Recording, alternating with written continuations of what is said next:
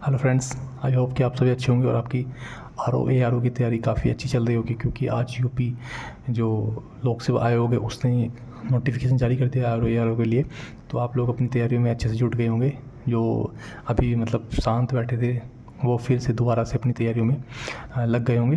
तो मैं आज एक बहुत ही अच्छे विषय पे बात करना चाहता हूँ कि जो विषय है साइंस को कैसे पढ़ें, वो भी यूपी पीएससी आर ओ के एग्ज़ाम के लिए, क्योंकि साइंस का बहुत ज़्यादा वेटेज है।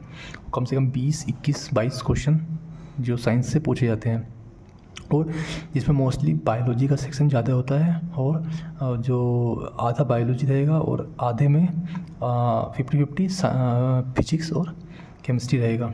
तो आज हम बात करेंगे कि साइंस को कैसे पढ़ें, कैसे इतना अच्छा कर लें उसको कि हम उसमें अच्छे से उसको अटैम्प्ट कर पाएँ, क्योंकि साइंस का वेटेज बहुत ज़्यादा है और उसको अच्छे से करना बहुत ही ज़्यादा ज़रूरी है। क्योंकि साइंस से हमें काफ़ी लीड मिल जाएगी साइंस से। देखिए, साइंस के लिए मार्केट में बहुत सारे सोर्सेज अवेलेबल है। जैसे ये परीक्षा वाणी का है, देखिए परीक्षा वाणी का जीव विज्ञान बायोलॉजी है। उसके अलावा फिर ये परीक्षा वाणी का दूसरा जो 2 पार्ट में आता है, भौतिक एवं रासायनिक विज्ञान है।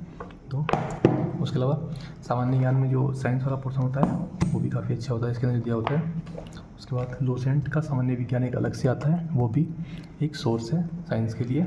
और उसके अलावा ये सामान्य अध्ययन पूर्वावलोकन घटना चक्र का सामान्य विज्ञान जो आता है वो भी एक सोर्स है।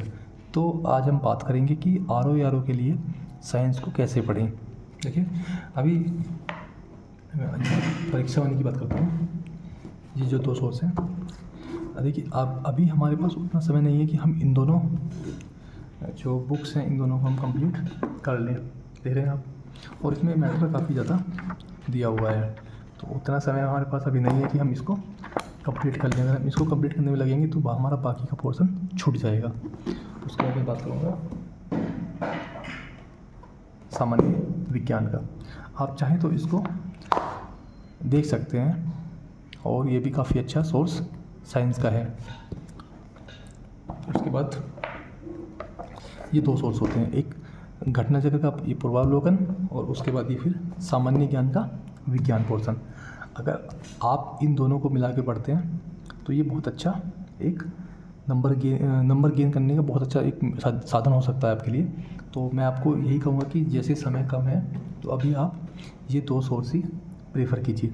इसमें आपको पढ़ना कैसे है, सबसे पहले आपको सामान्य विज्ञान जो पोर्शन है उसको फिजिक्स, केमिस्ट्री और बायोलॉजी पढ़ना है।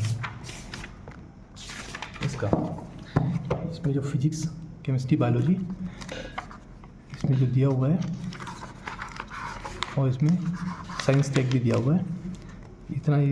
इतना बनेगा आपका, थोड़ा बनेगा, मुश्किल से बहुत थोड़ा है। इसको आप पढ़ सकते हैं। तो सबसे पहले आपको पढ़ना कैसे है इसको, सबसे पहले आपको करना ये है कि ये सामान्य अध्ययन का पूर्वावलोकन है, इसको उठाइए और इसके जो क्वेश्चन आए हुए हैं, जो पूछे गए क्वेश्चन हैं उनको आप पढ़िए। और उनको पढ़ते समय एक चीज़ ध्यान रखनी है कि जैसे आप इस क्वेश्चन को पढ़ रहे हैं, आपने इसका देखा डी है इसका, तो उसके बाद इसमें आपको इसकी जो व्याख्या दी हुई है उस व्याख्या को भी आपको अच्छे से पढ़ना है, क्योंकि व्याख्या में से ही कई क्वेश्चन व्याख्या में से ही बन जाते हैं। यहाँ से क्वेश्चन नहीं आएगा इनमें से, लेकिन व्याख्या से क्वेश्चन पूछ लेगा। तो देखने में ऐसा ही आया कि क्वेश्चन यहाँ से ना कर यहाँ से आ जाते हैं। तो इसके लिए आपको पहले सामान्य विज्ञान घटना चक्र से पढ़ना है।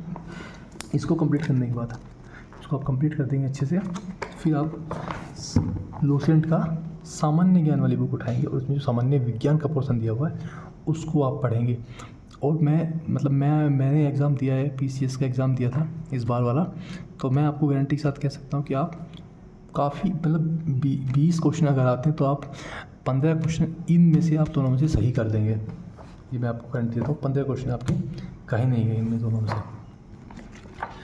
इसको मैंने 1-2 बार पढ़ लिया है, 2 बार मैंने इसको पढ़ा हुआ है, और इसको ही मैं दोबारा से पढ़ूँगा। मैं जो सोर्स फॉलो करता हूँ वो सोर्स मैं आपको बताऊँ। मैं ये नहीं बोलूँगा कि आप परीक्षा वाणी की इतनी मोटी किताब पढ़िए, या फिर ये आप ये वाली बुक पढ़ लीजिए, या फिर ये दोनों बुक पढ़ लीजिए, है ना। मैं आपको ये बिल्कुल नहीं बोलूँगा कि आप इनकी तरफ जाइए, क्योंकि बहुत लेंथी, देखिए बुक्स काफ़ी ये बल्कि बुक्स हैं दोनों, और इन दोनों से आप अगर इनको पढ़ेंगे तो आपका बाकी पोर्शन छूट जाएगा, क्योंकि आपको करंट भी पढ़ना है, करंट का अच्छा वेटेज है, उसके बाद साइंस का अच्छा वेटेज है, फिर ज्योग्राफी का अच्छा वेटेज आता है, अच्छे क्वेश्चन ज्योग्राफी से आते हैं, उसके बाद यूपी स्पेशल से जो क्वेश्चन आते हैं वो भी काफ़ी ज़्यादा होते हैं।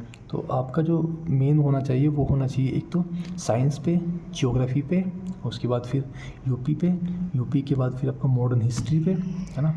तो ये जो करंट अफेयर्स, और उसमें फिर रीजनिंग के भी 15 क्वेश्चन कम से कम आते हैं रीजनिंग के, तो वो भी आप अच्छे से करें तैयार, तो आपका प्रीलिम्स आसानी से हो जाएगा।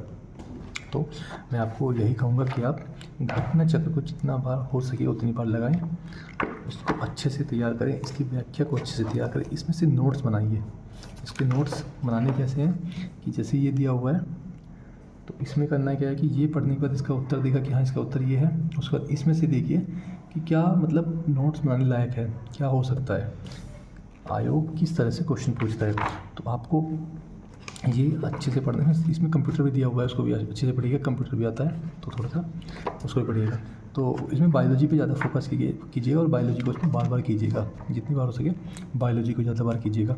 फिजिक्स केमिस्ट्री को उतना मतलब 50-50 आता है दोनों का, लेकिन बायोलॉजी को ज़्यादा फोकस कीजिएगा। बायोलॉजी से काफ़ी अच्छे क्वेश्चन बनते हैं, ज़्यादा क्वेश्चन बायोलॉजी से बनते हैं, तो आप बायोलॉजी से ज़्यादा क्वेश्चन निकालने का सोचिएगा। देखिए इसमें रिपीटेड क्वेश्चन काफ़ी होते हैं, देखिए ये रिपीटेड क्वेश्चन आया हुआ है, इस तरह से क्वेश्चन रिपीटेड होते हैं। तो ये अगर यहाँ से क्वेश्चन नहीं बना तो यहाँ से बन जाएगा, इसमें से कहीं से मिल जाएगा। और मैंने पिछली बार भी देखा था कि जो क्वेश्चन यहाँ पे नहीं है, यहाँ से नहीं आ रहा, यहाँ से आ रहा है, तो आप इसको कीजिएगा, अच्छे से कीजिएगा। देखिए मैं इसकी व्याख्या को भी अच्छे से पढ़ता हूँ कि हाँ ये इसका ये B12 कौन सा है, ये डी कौन सा है, उस तरह से पूरा विटामिन डी कौन सा है ना, पूरा कि विटामिन के की कमी से कौन सा रोग होता है। तो सब आपको ऐसे पढ़ना है, अच्छे से पढ़ना है, और जो क्वेश्चन आपको लगता है कि अब आपके मतलब लायक के क्वेश्चन नहीं है उनको आप छोड़ दीजिएगा। जो आपको लगता है कि हाँ ये मतलब एक लग जाता है पता कि हाँ ये क्वेश्चन अच्छा नहीं है, तो उसको छोड़ दीजिएगा, ताकि आप इसको अच्छे से कीजिए और इसको बार बार कीजिए, जितनी बार हो सके बार बार कीजिए।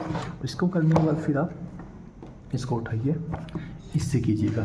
तो जब आप इन दोनों को अच्छे से कर लेंगे तो आप 20 में से 15 क्वेश्चन आराम से कर पाएंगे, ये मैं गारंटी देता हूँ आपको।